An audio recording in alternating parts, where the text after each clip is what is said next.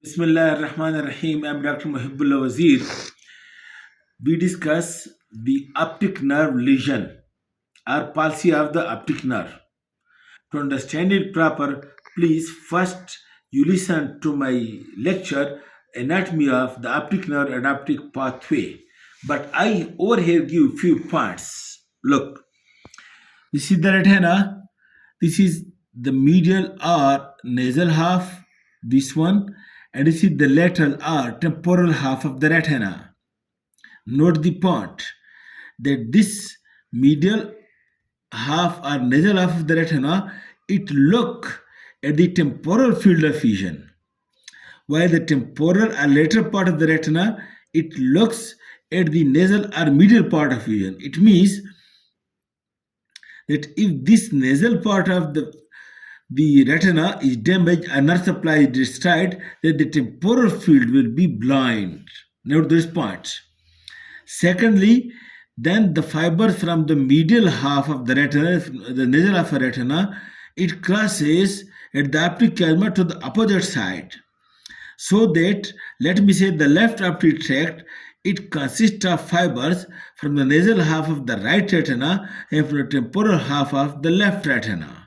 Okay, keeping in view these points, now let us discuss the lesions or palsy of the optic nerve. The first part is that if the optic nerve is damaged over here, clearly there will be blindness of the same eye. Clear cut, the eye will be blind.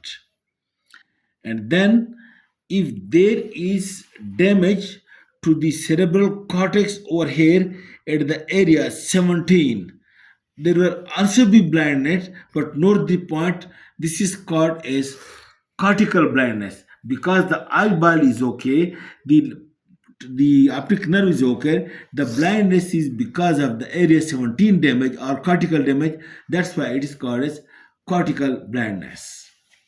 But if there is damage to one side of the cerebral cortex, if let me say, if it is to the one side, then there will be partial blindness, that will be the homonymous heminopia, that half of the field will be blind and half of the field will be okay. Then if there is damage to the optic chiasma, look at this point over here. If there is damage to this part, it means the nasal fibers of the both the eyes, they are being damaged. So what will result?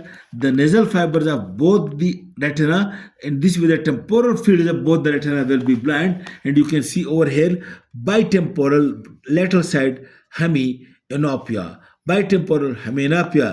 And the patient would say that when I want to say this side and this side, my vision becomes blurred or vision become less, but when I want to see the central side, my vision is okay, because bitemporal hemianopia is there because of the nasal part of the retina is being damaged because of the optic chiasma.